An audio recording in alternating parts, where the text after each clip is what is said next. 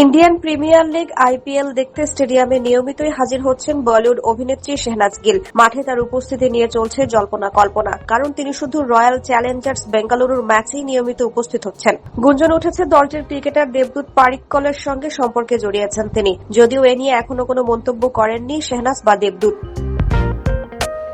সম্প্রতি এক ম্যাচের সাইডলাইনে আলাপচারিতার সময় প্রিয় ক্রিকেটারের নাম জানতে চাওয়া হলে শেহনাজ বলেন, আমি বিরাটকে ভালোবাসি আর মাঠে দেবদূত পারিক্কলকে খেলতে দেখতে ভালো লাগে। এরপর থেকেই দুজনকে ঘিরে জল্পনা আরো জোরালো হয়। এর আগে শেহনাজ একটি রিল ভিডিও শেয়ার করে ক্যাপশনে লিখেছেন, আমার মন পড়ে আছে আরসিবিতে। সেই পোস্টও ভক্তদের মধ্যে আলোচনার জন্ম দিয়েছে। এছাড়া কয়েকটি ম্যাচে গ্যালারিতে বসে আরসিবিকে উৎসাহ দিতেও দেখা গেছে তাকে। দলের জয়ের পর আরসিবির জার্সি পরে ছবিও পোস্ট করেছেন অভিনেত্রী।